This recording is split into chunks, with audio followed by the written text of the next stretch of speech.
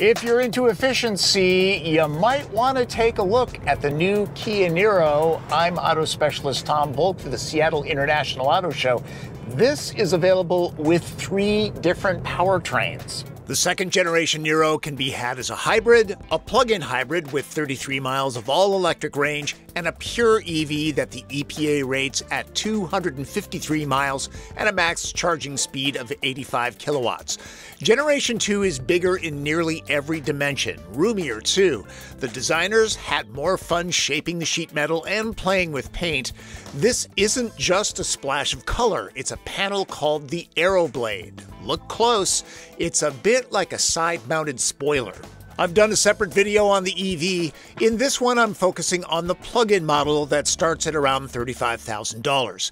It uses the same 4-cylinder as the standard hybrid, but gets a more powerful electric drive motor that combines for 180 horsepower and 195 pound-feet of torque. The 11.1 kilowatt-hour lithium-ion polymer battery that's under here is good for 33 miles of all-electric range. That's up by 25%. It takes 3 hours to charge using 240-volt level 2. Spotter's Guide, it's the only Niro with a port on the front flanks. Charged every night, that's 12,000 gas-free miles annually. Chances are the gas engine will remain dormant on fire-up. Like the standard hybrid, the PHEV actually shifts gears with a 6-speed dual-clutch transmission. These are not for manual control. The right paddle backs recuperation drag off. This one adds it. At the highest level, one-pedal driving is easily doable.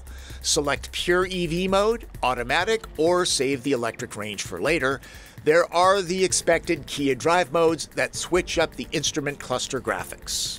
Remember, the plug-in hybrid has more power than the standard hybrid, so if you want a little bit more oomph, you're going to want this. I'm going to guesstimate that the plug-in does 0 to 60 in about 8 seconds. Might be a second slower. EVs with instant torque feel faster than they are. Remember, Niro is about efficiency. The 6-speed dual clutch is smooth and unobtrusive. I'm finding that even in pure EV mode, when you put your foot hard into the throttle, the engine will kick on because you're asking for more power. Once the battery is depleted, it defaults to a standard hybrid dynamic most will never know it's happening. The gauge cluster lets you know demands on the system and when power is being regenerated. The estimated all-electric range is 33 miles. I'm pretty much nailing that. That's a combination of city and highway driving. Temperatures in the mid-70s. And when you're just running on gas, it's pretty efficient. 48 mpg average, according to the EPA. FYI, I own a plug-in hybrid that has an EV range of 35 to 40 miles and typically buy 1 tank of gas a year. Traveling cross-country? Well, then switch to dinosaur juice. That's the benefit of plug-ins. At highway speeds, 75 miles an hour or so, not much wind noise, not much road noise. For a car in this class, Niro is pretty darn quiet. The pedal feel when transitioning from regenerative braking to the physical brakes is mostly seamless. The driving dynamics are what you'd expect from a car in this class. It's comfortable with a little bit of sport. Chuck it hard into a corner, and there's going to be some understeer. This is a good, solid, everyday setup. Visibility is pretty good. The D-pillar is a bit large, but the blind spot is manageable. Let's focus on the interior. Since it's what drivers see the most of, the space is a pleasant one to spend time in. The PHEV is available in 2 trims. This is the top SX Touring that retails for $40,800. Materials look and feel good. There are interesting textures. This trim is lighted and changes color with the drive modes. The 2 separate screens embedded in this large swept blade sort of look like one. I found no issue with the seats in a full day of driving. They're heated and vented. The driver's is powered. The passenger has to adjust things manually. The wheel is heated too. There's enough places to squirrel things away. A clever center console feature lets you add or take away cup holders, but don't forget to hydrate, okay? To my ears, the 8-speaker Harman Kardon sound system is good for a mainstream vehicle.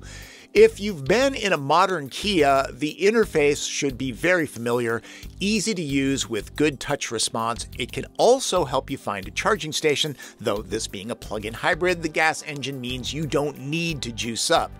I am 5'9". Headroom, really good in the Niro. Same with knee, leg, and foot room. The cushions are high enough so that thigh support is excellent.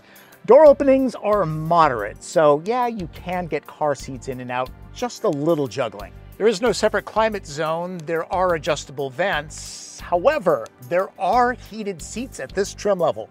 Very nice. Also, I like where Kia puts the USB ports. They're up high, easy to get to. The center spine is moderate in size. It will take up a little bit of footroom if you have 3 adults back here, and you can do that. But if you want everybody to be comfortable, keep it to 2 back here. In that case, this is a nice space. In back, there's just over 19 cubic feet with the seats up for those Costco runs. If it's an especially big one, the space expands to a respectable 55 cubic feet. That'll haul enough for a very good party. Plug-in hybrids are a great way for people to dip their toe into the EV lifestyle. There's no range anxiety. Even when charging it with standard 120-volt electricity, there's less of a need to install level 2 charging. That could save a lot of money. Check out the entire Niro line at your local Kia showroom. For the Seattle International Auto Show, I'm Tom Voelk.